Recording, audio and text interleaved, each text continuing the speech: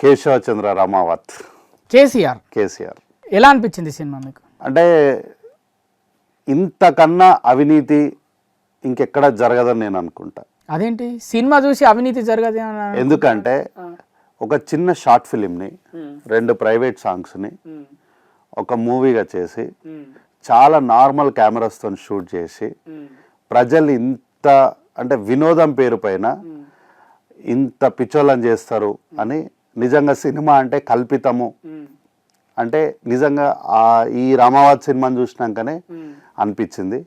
ఒకటేందంటే cinema అనేది వినోదం, పార్టీలకు, ప్రాంతాలకు, భాషకు, రంగుకు దేనికి సంబంధం లేకుండా ఉండేదే సినిమా. దాన్ని రాజకీయంగా వాడుకున్నారా? ఈ సినిమాను కూడా కలుషితం చేసి ఈ 70mm స్క్రీన్ని కూడా పాడు చేసిన వైనం ఈ కేశవచంద్ర రమావత్. అంటే దాని వెనకాల ఎవరైనా ఉన్నారా అనుకుంటున్నారా మీరు?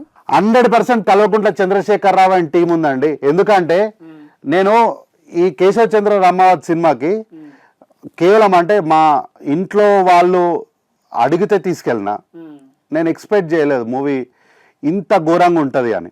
అంటే అంత ఘోరంగా అంటే ఏముంది అలా? ఎందుకంటే దీనికి ముందే నేను ఒక జీవో చూసిన ఇందులో government after careful examination of the matter here by accord administrative sanction of amount 15 crores from the budget provision of INPR department during financial year 23-24 అని ఈ జీవం మొత్తం చదివినప్పుడు నాకు అర్థం కాలే 15 కోట్లు ఎందుకు ఇచ్చినారని నాకు అర్థం కాలే.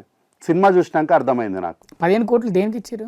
ఈ సినిమా చూసినాకనే అర్థమైంది. ఎందుకంటే అదే 15 కోట్లు ఎవరు ఇచ్చారు, దేనికి ఇచ్చారు? ఈ INPR డిపార్ట్మెంట్ నుంచి రిలీజ్ అయింది, మొత్తం మీద రిలీజ్ అయిన తర్వాత ఈ మూవీ మొత్తంలో ఏంది అంటే ఒక లంబాడి అబ్బాయి, లంబాడి అమ్మాయి, ఆ కుటుంబం తాండా బిఫోర్ తెలంగాణ రాకముందు, తర్వాత తెలంగాణ వచ్చిన తర్వాత కొంత నేపథ్యం తీసుకొని తీసిన మూవీ. ఓకే, రాకేష్ని నేను డెఫినెట్గా అప్రిషియేట్ చేస్తా.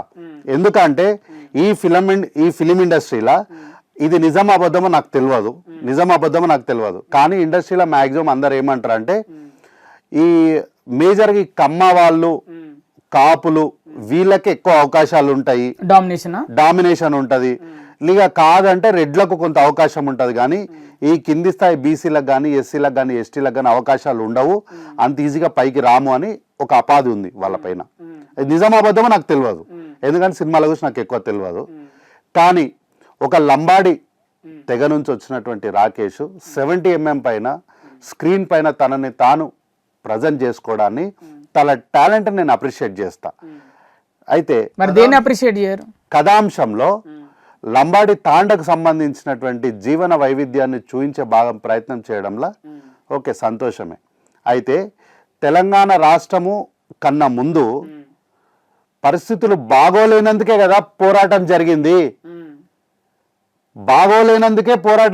అందుకోసమే ప్రొఫెసర్ జయశంకర్ సార్ లాంటి వాళ్ళు వాళ్ళ జీవితాలని పణంగా పెట్టి తెలంగాణ కోసం పోరాటం చేశారు.